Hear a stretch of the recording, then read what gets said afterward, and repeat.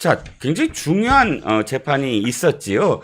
지난번에 그 이화영 재판에서 김성태 쌍방울 회장이 증인으로 나왔을 때 니호남, 즉 70만 달러를 필리핀에서 건네받았다, 방북 비용이다라고 하는 대남 공작원 리호남이 이를 받느냐 안 받느냐를 갖고 굉장히 집요하게 이재명 변호인 측에서 질문을 했던 것 기억하시죠? 네네. 판사도 좀 질문을 했던 것으로 기억을 합니다. 그런데 정 법관이 그때도 말씀하셨어요. 이제 박영철 부회장이 증인으로 나서서 상당히 사실과 부합된 증언을 할 것이다라고 그때 예상을 했는데, 바로 그 박영철 부회장이 지금 재판에 2심이죠. 그러니까 24일 벌어졌던 수원고법 형사 1부 심리로 진행된 이화영 부지사의 외국환거래법 위반, 특정범죄 특가법과 관련된 위반,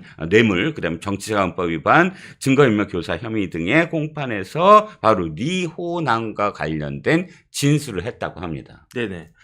이게 사실 저는 굉장히 중요하다라고 생각을 했어요. 왜냐하면 지금 이화영 재판은 목요일마다 벌어지고 있는데 네. 오늘이 토요일이니까 목요일이면 그저께란 이야기죠. 네네. 그저께 이제 재판을 갖다가 했을 거고, 원래 지난주 목요일에도 재판이 있었는데 네. 그때는 증인이 누구였느냐? 김성태 회장이었어요. 네네. 그런데 문주영 부장판사가 굉장히 꼼꼼한 사람 같아요. 여자분인데. 네. 그래가지고 지금 이화영 측에서 그 당시에 리호남은 자리에 없었다라고 주장을 하면서 그 근거로 공식적으로 리화영이 있었다라고 한 아무런 자료가 없다.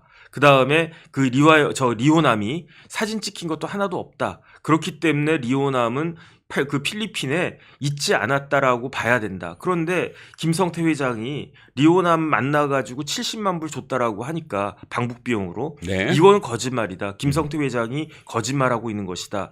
이렇게 주장을 갖다가 했고요. 네. 그러니까 이런 주장이 문주영 부장판사 입장에서는 나름 체크해야 될 문제다라고 생각을 했던 것 같아요. 네네. 그래서 김성태 회장이 지난주 목요일에 증인으로 나왔을 때 네. 이 부분을 집요하게 물어봤어요. 네네. 그 재판장이. 네. 그래서 리호남 어떻게 만났느냐, 사전에 합의가 있었다. 네. 사전에 합의라고 하면 그 사전 합의는 언제였느냐? 이게 2019년 7월 달 이야기였는데 네. 김성태 회장이 5월에 사전 합의가 됐었다. 5월에 어떤 식으로 사전 합의를 갖다가 했느냐?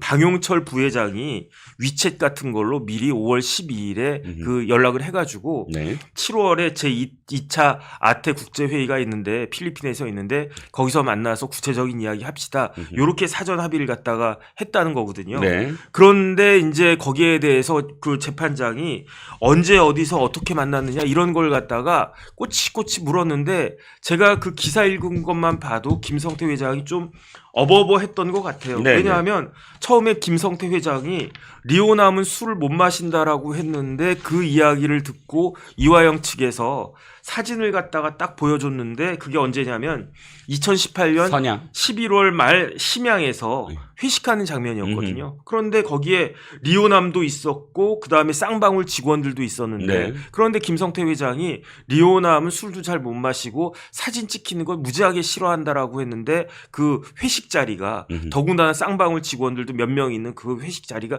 딱 찍혀 있으니까, 네네. 그럼 김성태 회장 당신 말 좀 잘못된 거 아니냐, 네네. 좀 어긋난 거 아니냐.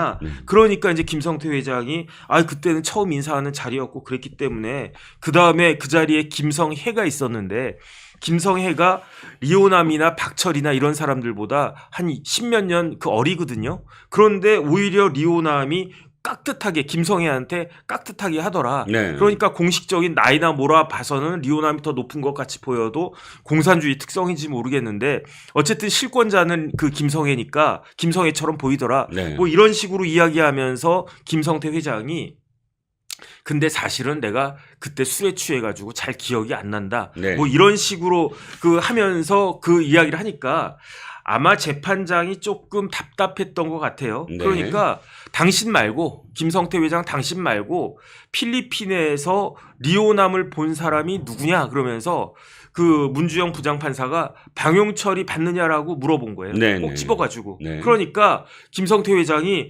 방용철이 당연히 받겠죠 그렇게 이야기하면서 쌍방울 직원 중에 최 씨라고 한 사람이 있는데 이 최모 씨가 봤을 수도 있다 그렇게 이야기하니까 그러면은 그저께 그러니까 이번 주 목요일에 그 방용철 부르겠다. 그러면서 문주영 부장판사가 어쨌든 재판은 다음 주 목요일, 그럼 네. 31일, 그러니까 10월의 마지막 날에 이화영 재판 끝내겠다, 결심하겠다, 무조건 하겠다. 그 다음에 이제 그날 판결 선고 날짜를 갖다가 정할 것이다. 이런 식으로 이야기를 한 거고요. 네. 그리고 난 다음에 엊그저께 목요일에 방용철이 쭉 나왔는데 방용철이 뭐라고 이야기했느냐?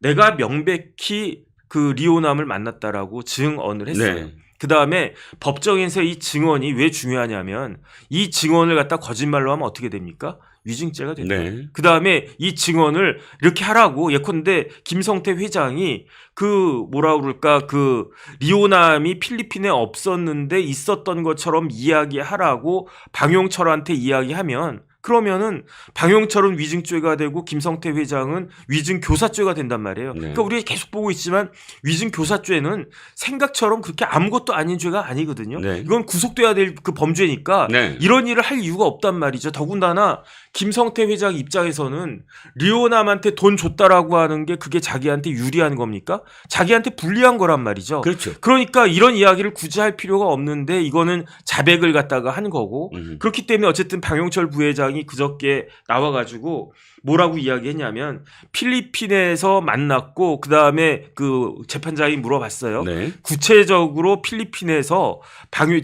리오남하고 만났다라고 하는 물증이 있느냐? 왜냐하면 위챗이라고 중국에서 저도 중국 갔을 때 몇 번 봤던 것 같은데 네. 한국의 카카오톡 같은 게 위챗 아닌가 뭐 그런 게 있어요. 네. 네. 그 위챗으로 그 연락을 갖다가 했다라고 했는데 네. 그럼 그 위챗 남아있지 않느냐라고 했더니 오래돼가지고 아마 그거는 다 날라갔다 이렇게 증거인멸했다라고 그랬어요. 누가요? 저희가. 방용철이 스스로? 응. 어쨌든 그거는 모르겠는데 어쨌든 이미 증거인멸한 자료여서 없다 이렇게 그렇게 이야기를 갖다가 했네요. 네네. 어쨌든 그렇기 때문에 그 김성태 회장만의 주장이 아니고 네. 방용철 부회장도 내가 그 필리핀에서 리오남을 만난 건 확실하다라고 이야기를 했으니까 네. 그다음에 검찰에서는 뭐라고 이야기했느냐? 네. 리오남은 공작원이란 말이에요. 네네. 쉽게 말하면 간첩이란 이야기예요. 네네. 그러니까 간첩들이 나 여기 있어 하면서 사진 찍고 다닙니까? 나 여기 있어 그러면서 뭐 신라 호텔 몇 회에 묵었다라고 내가 거기에다가 내 이름 쓰고 사인하고 그럽니까? 네. 아니잖아요. 네. 동선도 그다음에 내가 이제 카알기 타면서 진짜 내 여권 내놓고 그런 간첩이 있습니까? 검찰에서는 리오남 공작원이니까 그렇게 하는 게 오히려 이상한 거고 지금처럼 그 흔적이 남지 않는 게 그게 더 자연스럽고 당연한 거다. 그 다음에 리오남은 이름도 여러 개고 여권도 여러 개다. 그 다음에 그런 식으로 이야기를 갖다가 했기 때문에 네. 여기에 대해서 그 문주영 부장판사가 과연 이제 판결 선고할 때 어떤 식으로 판결 선고할지가 귀추가 주목되는 거고요. 만약에 문주영 부장판사가 그러면 그렇지 그러면서 그 다음에 그것도 물어봤어요. 방용철한테 그 김성태가 70만 불 줬다라고 했는데 네네. 어떻게 줬느냐? 네. 현금으로 줬다고 그랬잖아요. 그렇죠. 그럼 70만 불이면은 거의 한 8억 9억 정도 되는 돈인데 네. 그러면은 그거를 현금으로 어떻게 주냐? 그렇게 이야기를 했더니 70만 불이면은 100달러짜리가 10,000장이면 700만 불이죠. 네. 그러니까 1,000장이면은 10만 불이죠. 네. 그러니까 7,000장 정도 된다는 이야기겠네요. 그렇죠. 그렇죠. 7,000장 정도 되면 이만큼 되고 그러면 백 하나에 그냥 충분히 들어갑니다라고 방용철 부회장이 또 증언을 갖다가 했더라고요. 네. 이런 것들을 종합적으로 해가지고 아마 판결을 갖다 할 텐데 1심하고 제가 봤을 때 특별히 결론이 달라질까 하는 생각은 있고요. 네. 만약에 1심하고 재판이 똑같다라고 하면 그 신진호 부장판사의 판단이 잘못된 게 아니다라는 이야기가 되고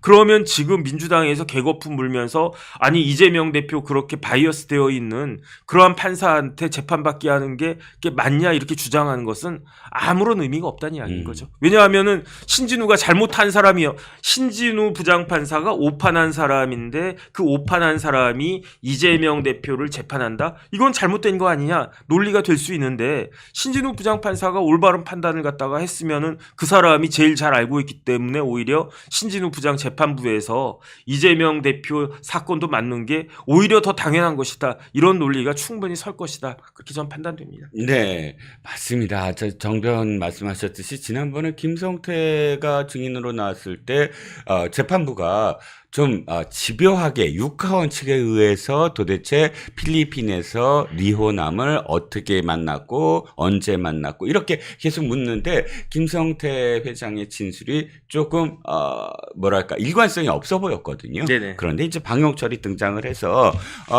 똑부러졌습니다. 판사가 무엇을 입고 있었느냐 뭐 이런 등등의 변호인 이재명 변호인이 묻자 아예 구체적으로 얘기를 하네요. 바지에 티셔츠를 입고 있었고 모자는 안 쓰고 있었으며 안경을 꼈고 조그만 손가방을 갖고 온 듯했다.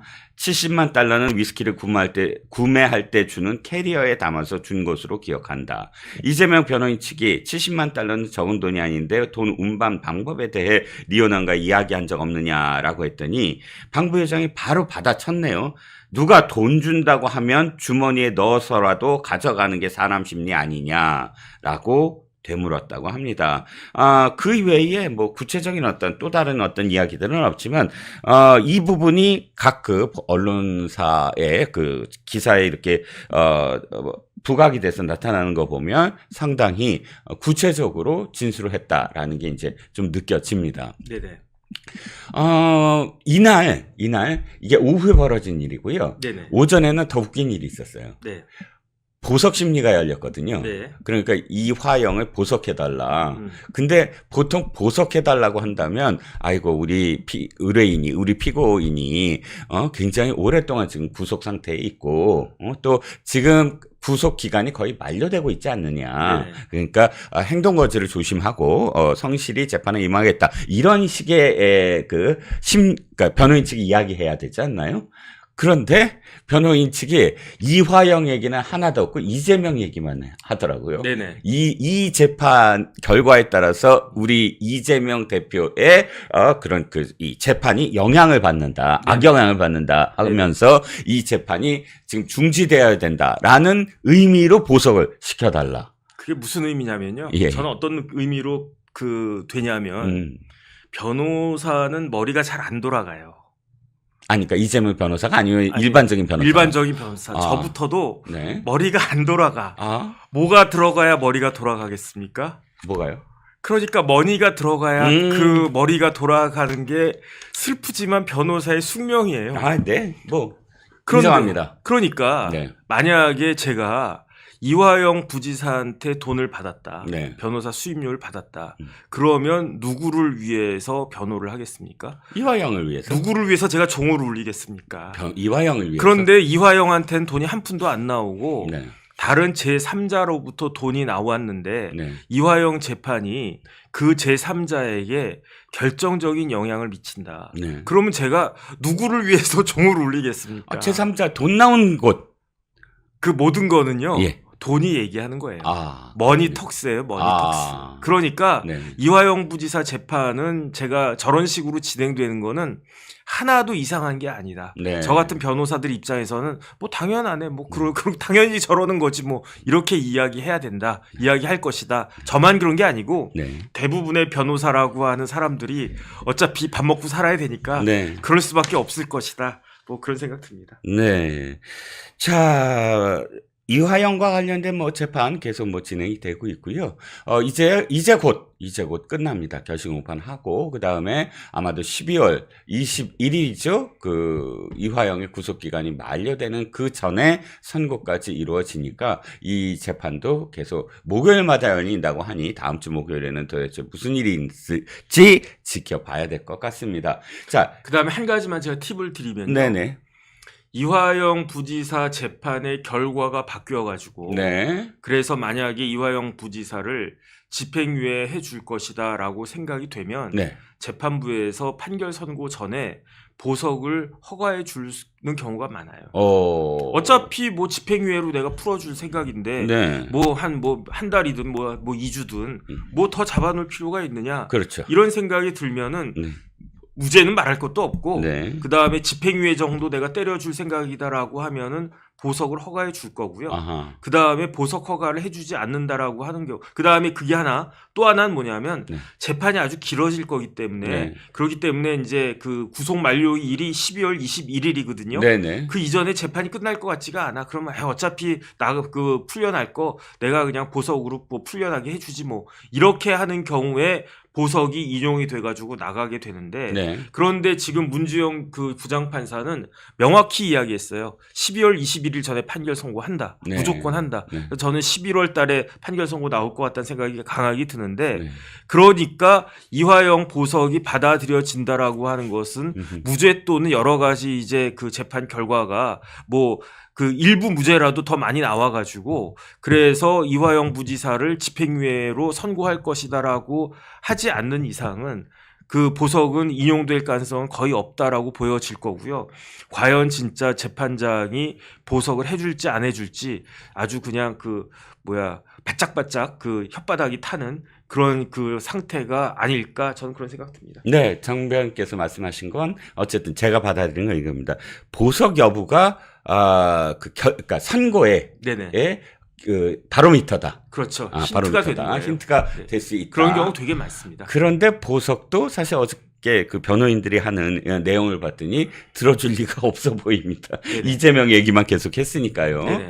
자, 한 가지만 더 얘기를 하면 이재명 재판과 관련해서 이재명의 목소리, 즉 이재명의 녹취록이 좀 얘기가 되고 있습니다. 그런데 되게 웃긴 게 있어요. 네네. 이 녹취록을 갖고 검찰은 자신들이 유리하다. 이재명 변호사 측은 자신들이 유리하다. 이렇게 각각 녹취록이 공개된 걸 갖고 각자가 자기가 유리하다고 하는데 근데 참 희한한 게 그렇게 유리한 그런 그 자신들한테 유리한 증거라면 이재명 측 변호인이 하는 얘기가 이해가 안 가요. 네네. 왜냐하면 아니 이게 왜 언론 플레이를 했느냐 이게 왜 이 녹취록이 재판에 공개되는 걸 다 검찰이 지금 언론 플레이를 했다라고 주장을 하는데 아니 녹취록이 자기한테 유리하다고 한다면 자기네들이 먼저 이런 유리한 녹취록이 나오니까 기자들 다 와라라고 공개해야 되는 거 아닌가요? 그렇죠. 예. 그리고 또 한 가지는 이미 이 녹취록은 지난번 재판에서 재판부가 마지막에 다음번 재판 때 이 녹취록을 다 공개하겠다라고 얘기를 한 거거든요. 네네. 그럼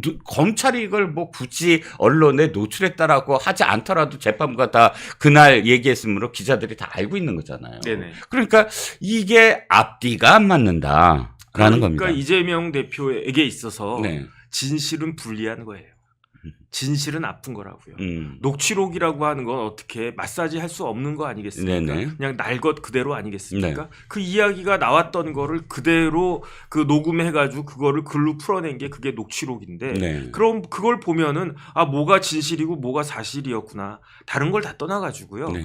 이재명 성남시장이 어떤 사람입니까? 지난번에 유동규 본부장 나와가지고 이야기했지만 성남시 그 당시에 지금은 네. 더 많아졌을 건데 네. 이재명 시장이 성남시장 할 때 1년 예산이 2조 7천억인데 네. 그런데 유동규 부장 그 본부장 이야기 제가 아직도 그 뭐라 그럴까 인상적이어서 기억에 남는데 이재명 시장은 1억 단위까지도 예산을 다 기억하고 있었다는 거죠. 네. 그다음에 위례는 어떤 의미가 있는 거냐면 대장동의 테스트베드 역할 같은 걸 했던 거예요. 그렇죠. 그러니까 남욱 일당들이 그 위례에서 한번 시험 삼아가지고 오픈 게임 한번 해보고 네. 야 요렇게 하니까 되는구나 요렇게 하면 이제 됐다 이제 연습까지 마쳤으니까 메인 게임 본 게임 해가지고 한 1조 정도 그냥 저수지에다 끌어가지고 남욱이요 1,000억 네. 벌었어요. 1,000억. 위례에서? 아니요 저기 대장동 해가지고 예. 1,000억 벌었어요. 1,000억. 예, 그러니까 예. 지금 뭐 많은 사람들이 전관예우하면 돈 많이 번다 해가지고 하지만 남욱이 전관이었습니까? 아니었어요. 그냥 네. 변호사 해가지고 그냥 솔직히 말하면 듣보자 변호사였어요. 그렇죠. 저 같은 사람한테는 그러니까 제가 얼마나 한심한 건지 알 수 있지. 네네. 가장 전관예우에서 돈 제일 많이 벌었다라고 하는 사람도 네. 1,000억 못 벌어요. 네. 그런데 남욱 같은 사람 그렇게 해가지고 강남의 한복판에다가 빌딩 짓고 있었어요. 예. 몇백억짜리 빌딩을 남욱이 그 돈 갖고 짓고 있었다니까. 어. 그러니까 그런 일들이 어떻게 벌어졌는가. 그런데 대장동은 그 이재명 대표가 경기도 지사 출마할 때 대장동에서 내가 사인 한번 해가지고 5,503억을 벌게 해줬다라고 자랑하던 사건이었단 말이에요. 네. 그러니까 만약에 이 대장동이 밝혀지지 않았으면 지난번 대선 때에도 내가 대장동에서 사인 한번 해가지고 5,503억 벌었습니다. 여러분 그러면서 유능한 이재명 하면 합니다. 내가 이제 다시 우리나라 이제 그 뭐 돈 많이 벌게 해주겠습니다. 그랬을 거라고요. 그렇죠. 그런데 그 와중에 이낙연 캠프 쪽에서 그걸 빵 터뜨리니까 네. 오히려 그거 가지고 준비 많이 했었을걸요. 이렇게 네. 이렇게 해가지고 이걸로 그 표 얻어가지고 내가 당연히 대통령 돼야지. 근데 그게 이제 부담이 된 거니까.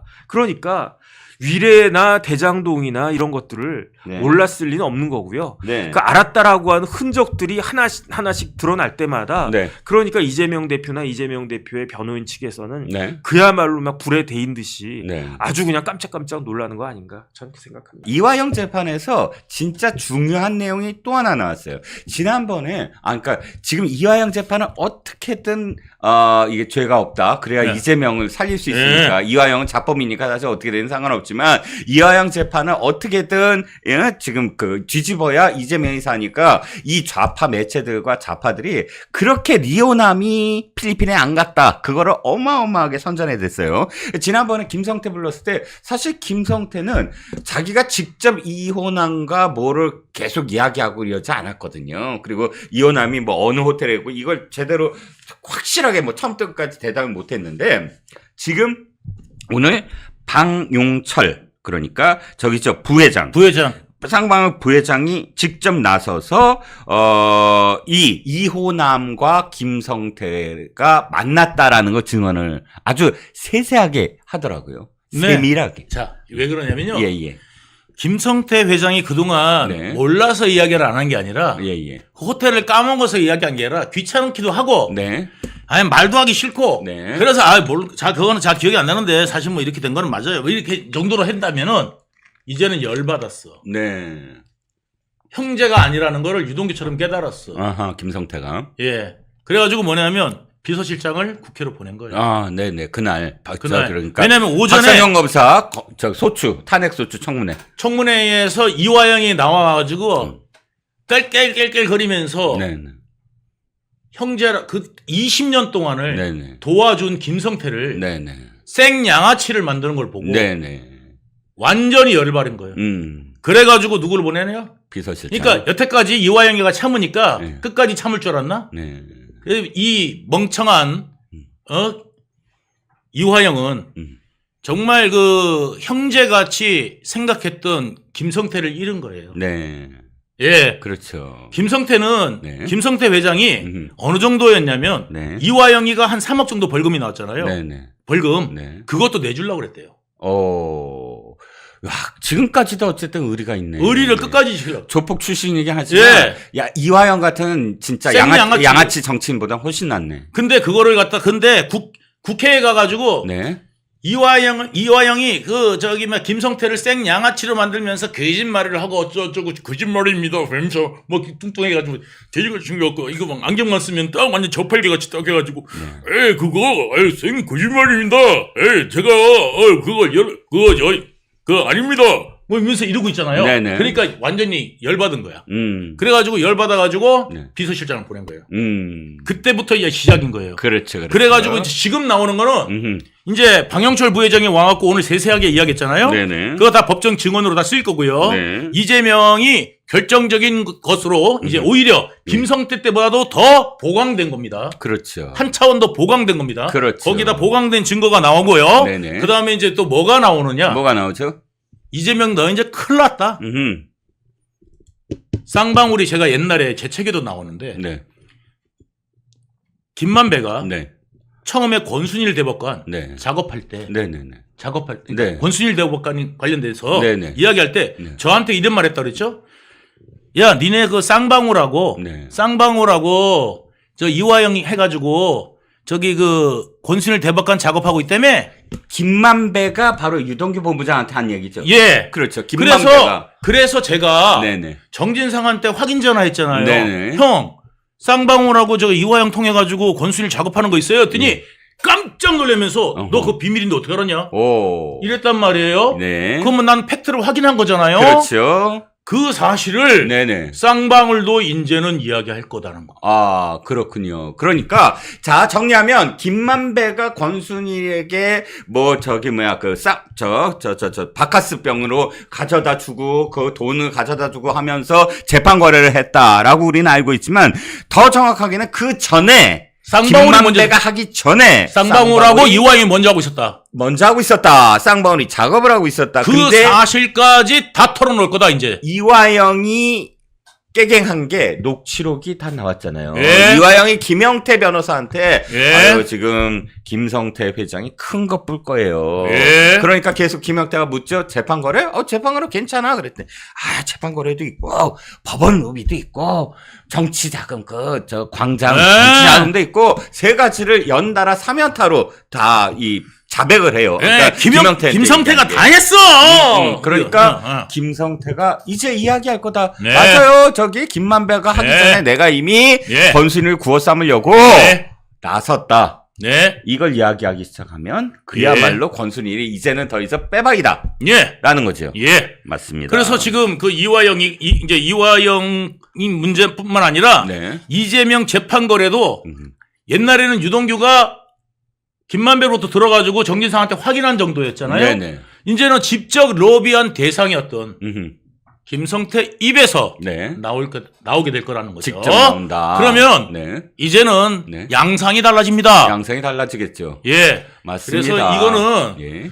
여러분 이제 끝났다. 음흠. 이제 확실하게 끝나간다는 거를 이제 말씀드리고 게다가 이번에 15일 날 네. 11월 15일 날 이재명 유죄 나오는 순간 음흠. 민주당의 대변력이 시작될 거다. 네. 그리고 이재명 변호사가 그때 내가 그랬어요. 이재명 변호사 쪽을 보면서 네. 나중에 남아있는 게 몇 명이 될지 궁금하다. 음흠. 내가 그랬어요. 음. 재판정에서. 지금 이재명 옆에 붙어 있는 변호인들한테 얘기한 거죠. 네. 이재명 옆에 몇 네. 명이나 또 남아 있을까? 그 전관들을 어떻게 이재명은 그렇게 이 전관을 네. 철폐해야 됩니다. 이래놓고 난 다음에 이재명은 전관 변호사를 엄청 좋아해요. 맞아요. 예. 지난번에 권순일 대법관 시절에 그쵸 대법원 판결 맞을 때도 다 전관이야. 막 대법관 출신부터 헌법재판관 출신부터 그런 자가 국회에서는 전관 예우를 없애야 합니다. 아니, 라고 얘기. 그렇게 말 안 하죠. 점잖게 그렇게. 장관 그런 예우 이런 거 하는 거를 다가 아주 철폐를 해야 됩니다. 이렇게까지 이야기를 했어요. 연습 때가 더 할게요. 예? 연습을 더 하고 아니, 오겠습니다. 성대모사는 타고나는 거예요. 그렇군요. 타고나는 겁니다. 연습해서 내가 그 관찰력과 이 아. 목소리의 미묘한 아하. 그 성대의 떨림 아하. 이런 것들을 이제 보면서 아하. 따라하는 겁니다. 아니 그 이재명과 저기 함께한 세월이 원투예요. 예. 지금 한 몇십 년이 있었는데. 그럼요. 그렇죠. 제가 그건 안 따라하겠습니다. 예. 자, 어쨌든 제가 마지막 질문, 이 네. 이슈에 대한 마지막 질문. 아니, 그러니까 리오남이 그렇게 필리핀에 없었대. 근데 방 부회장이 오늘 이렇게 얘기해요. 바지에 티셔츠를 입고 있었고 모자는 안 쓰고 있었으며 안경을 꼈고 조그만 손가방을 갖고 왔고 70만 달러는 위스키를 구매할 때 주는 캐리어에 담아서 준 것으로 기억한다. 이 정도 상세하면 재판장이 어떻게 이거 빼박이라고 생각하지 않을까요? 네. 아주 상세하게 네. 얘기를 다 했습니다. 네. 경험하지 않으면 할 수 없는 이야기. 경험하지 않으면 알 수 없는 이야기. 이거를 이야기할 때 네. 신빙성이라고 합니다. 이거 전문 용어 나왔습니다. 네. 신빙성. 탄핵할 수가 없는 신빙성 있는 이야기가 나온 겁니다. 예, 유동규 본부장님이 신빙성이라는 전문 용어를 쓴 순간 꼬난 TV님이 회원가입에 가입했습니다. 감사합니다. 네. 자주 써주시기 바랍니다. 전문 네. 용어. 우리 이 방송은 네. 멸콩 TV는 네. 정말 박정희 대통령과 유경수 여사님을 기리면서 만든 방송 아니겠습니까? 그렇죠. 예, 그래서 여러분들 정말 많은 시청 부탁드립니다. 네. 그러니까 지금 김혜경 얘기도 하나 하면 제가 김혜경 얘기 어저께도 했지만 유동규 본부장님한테 직접 들어야 되겠어. 김혜경이 최우진술 네. 아주 골 때려요. 뭐냐면 네. 이렇게 얘기해요. 첫 번째 판사님 이번에 합리적으로 잘 생각해 주시면 저는 이제 앞으로 자그마한 사건도 만들지 않겠다. 1. 아니 이게 자그마한 사건입니까? 제가요. 법화 유형이? 제가 네. 오늘 예. 이재명한테 네. 이재명 마누라가 이랬거든. 그러니까 재판정에서요. 판사 앞에 이재명 앞에 이재명 마누라라고 표현하셨다고요? 예. 그랬구나. 그 이재명 마누라가요. 예. 뭐 이렇게 있거든. 예. 그러니까 뒤에서 보고 있던 개딸들이 볼 떨리는 소리가 들려. 아니 단체로 볼을 단체로 흔들렸으면 떨리더래. 창문이 흔들렸겠네. 그래가지고 야, 그 아줌마들 떨더라니까. 네. 예, 부르르 떨어. 야, 그럼 이재명 마누라라고 그러지. 그럼 어떻게 표현해야 됩니까? 아니 김성태 마누라라고 그래야 돼요? 이재명 그 변호인들이 이의제기 하지 않았어요? 어딜 감히 우리 아버님 부인 고개를 탁 숙이더라고요. 영부인을 고개를 탁 숙이고 네네. 아무 말도 못해. 네. 예. 제가 자그마한 사건 얘기만이 아니라 그 그럼 다음에 마누라로 그러지 뭐라 그래. 김혜경이 한 얘기 중에 더 골 때리는 얘기가 있어요. 네. 판사한테 합리적으로 판단해 주시면 네. 하고 전제를 한 다음에 보좌하는 분들한테도 잘하겠다 이렇게 얘기를 해요. 제가 딱 들은 순간 아니 법적으로 김혜경이한테 보좌할 수 있는 사람은 없어요. 네. 안 그래요? 네. 배소연이한테 잘하겠다? 아니 네. 배소연이 자기 보좌하는 거 싫도록 하네. 배소연은 보좌할 의무가 없어요. 없어요. 예. 공무원인데. 공무원인데. 그 당시 공무원 신분이에요. 그렇죠. 경기도 공무원 신분이 왜 보좌랍니까? 그렇죠. 조명현 씨도 보좌하는 거 아니에요. 그럼요. 근데 저를 보좌하는 분들한테 잘하겠다? 이게 말이 됩니까? 지가 뭘 보좌를 받아? 그렇죠. 이런 그렇죠? 찐 마누라가. 나 지금 막아 떠갖고 지금 왜 이래 아무 말도 안 하시지 그런.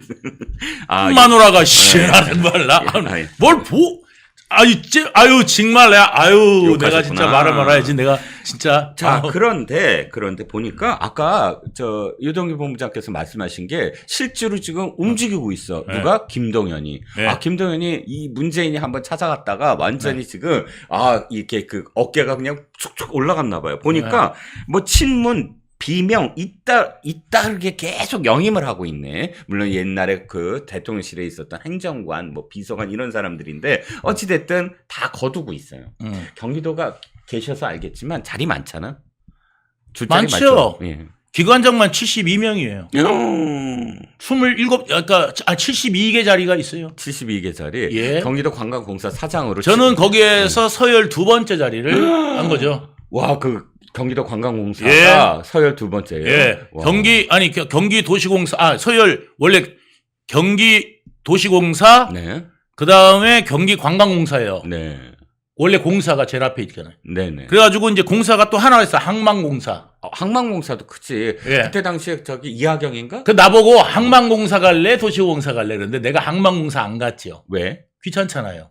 일을 내가 해야 항만을 뭐 알아야지. 아하, 그렇군요. 항만을 모르잖아요. 항만을. 안 그래도 근데 관광공사를 내가 부하들이 관광공사 가라는 거야. 야, 어디 가면 좋겠냐? 그랬더니 이제 고생 많이 하셨으니까 좀 편안한 데 가서 해외 여행도 가고 관광공사 가면 맨날 해외 간대요.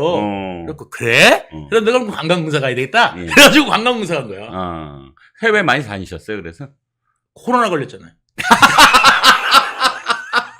아니, 관광 다니라 그랬더니 하필이면 코로나19가 와가지고 2019년도에 코로나19 와가지고 정말 아니 재수 없는 분은 뒤로 넘어져도 코가 깨진다고. 예. 왜 하필 경기도 관광공사 사장이 됐는데 예. 아니 코로나가 유행을 해. 코로나19 왔잖아요. 아니 외국 나와서 경기도 관광 얘기 좀 하고 말이야. 예. 그또 시찰도 하고 그래야 되는데. 그러니까 국내에서 뭐 하셨어 그럼? 그냥 관광했어요. 관광공사 사장했어요. 그렇군요. 그러니까 해외 나가고 여기 이렇게 관광을 하는구나. 네. 막 이런 걸 봐야 되는데. 그렇지. 어디든 갈 수 있어. 전 세계. 오. 관광공사 사장. 게다가 오. 비즈니스로. 오. 다 비즈니스예요. 오. 그래가지고 이제 규정이 딱 그렇게 돼 있어요. 어. 관광공사 사장. 예. 그래서 다 비즈니스. 그래가지고 딱 비즈니스만 타고 딱 다닐 수 있었는데 코로나19가 올지 어떻게 알았냐고. 후임을 황교안 시키려고 그랬잖아요. 그쵸? 황교안이 아니고요. 예. 황교안 총리님 아니고요. 예. 황교익. 황교익. 황교 안 내가 왜 마칼럼니스트 황교익. 그렇죠. 황교익 참 황교익. 황교안 총리를 얘기를 했네. 으아. 정말 큰일 나. 큰일 날 소리. 예. 황교안. 나 이렇게 무서운 거 처음이다. 네. 황교안 대표 죄송합니다. 황교익. 네. 예. 황교익. 마칼럼니스트라는. 예. 예. 그런데 지금 왜 아까 우리가 말했죠? 쫄리면 목소리가 높다. 네. 아까도 완전히 뒤집어 버렸잖아요. 쫄리니까. 네. 쫄리니까 뭐라 그러냐면 집권 플랜 본부라는 걸 만들었잖아요. 왜 자기네들이 집권하는 것처럼 2년 반이나 남았는데 그러면서 이렇게 얘기해요. 윤석열 무정부 후에 이재명 시대를 미리 준비한다. 뭔 소리입니까? 개소리인데. 개소리죠. 개소리인데. 아니, 뭔 소리? 희망이가 절망하는 소리죠. 라는 소리. 아니 그거는 부르는 소리예요. 아니 개 언어도 다 습득을 하십니다. 그거 저 유심히 봅니다. 유심히 보시는 동물을 게 좋아해갖고. 맞네. 그렇죠. 예, 그래가지고 동물의 왕국 이런 거 좋아하시는구나. 동물을 좋아해갖고요. 예, 예전에 동물 그 조련사 있잖아요. 훈련사. 네네네. 예, 이런 사람들 한 이야기를 다 들었는데, 아하. 예, 그 개들이 우 하는 거는요. 네네. 친구고 외롭다 나. 너희들 어디 있어? 이제 왜 늑대들이 식구들을 밤 되면 찾는 거예요. 보름달 뜨면 하울링 하잖아요. 예, 하울링 하는 게 그게 이제 나 외로워 이 뜻이라는 거예요. 그렇구나. 예, 그 하울링이. 예. 그래서 그 식구들 나가면은 네. 개가 하울링 하잖아요. 예, 그게 이제 빨리 돌아와. 나도 데리고 가든가 이래가지고 이제 멀리 이게 하는 거예요. 예. 그렇군요. 예, 그러니까 이제 그냥 이 정도. 예, 그 맞습니다. 자, 또 개소리인 건 맞는데 네. 어찌됐든 이 무죄 여론전에 근데 나는 왜 이렇게 아는 게 많죠? 그러시게요. 아시는 게 맞는데 그거 제대로 써먹어야 쓸데있는 게 없어. 쓸데있는 게 없어. 아니야. 쓸데있는 게 없어. 나는 쓸데없는 것만 너무 많이 알아. 테러리즘 프로도 쓸데없는 뭐 잡학 뭐 그런 거 있잖아요. 잡학다시 뭐인 거. 잡학다시. 그게 다 피가 되고 살이 됩니다. 근데 필요가 없어. 인생 살면서 도움이 안 돼요. 유튜브 도움 되잖아요, 지금. 유튜브? 유튜브는요. 네. 예, 유튜브는 그거 상관없어요. 왜? 왜 그러냐면 내가 감옥 갔다 오고 난 다음에 네. 내가 원래 과묵했어요. 경상도 남자잖아. 그렇지. 그 사람 보면은 하루에 한 3번 정도 말해. 네. 묵자. 자자. 또 아는. 뭐 이런 거. 딱 3마디만 하는데 예. 감옥에서 독방 1년 생활하니까 사람만 보면 말하고 싶어져. 그래서 어디 말할 사람 없나? 이게 교도관한테도 붙잡으면 1시간을 이야기를 해도. 그러니까 외로워서. 그러고 난 다음에 딱 나왔더니요. 천직을 만난 거야. 나왔더니 크리에이터라는 직업이 있더라고. 크리에이터. 예, 크리에이터라는 직업이 있더라고. 이야, 이거다. 그래가지고 제가. 내가 할 길은 이거다. 예. 아니, 그러니까 어쨌든 거기에 그 욕구에 딱 그 잡학, 다식한 것을 딱 실어내면 뭐 크리에이터 뭐 한 100만 크리에이터가 되는 거지. 그래서 늘 듣는 말이 그거예요. 생각보다 똑똑하다. 솔직히 그런 이야기를 누군가 쓰시더라고 또. 많이 써요. 얼마나 많이 봤는데요. 여러분들의 생각은 어떤지. 생각의 기준이 뭐였는지. 그 기준이 뭔지는 모르겠어. 기준이 생각보다 똑똑하다? 그럼 무슨 생각하셨지? 굉장히 궁금해지는데 아무튼 그런 이야기 많이 듣습니다. 자, 면역력이 왜 중요한지 말 안 해도 다들 아시죠? 저는 몇 년째 환신을 꾸준히 먹고 있는데 면역력만큼은 걱정 안 합니다. 요즘 같은 시대 튼튼한 면역력에 건강까지 쑥쑥 지금부터라도 환신 꼭 챙겨 드세요. 드셔본 분들만 그 진가를 느낄 수 있다니까요.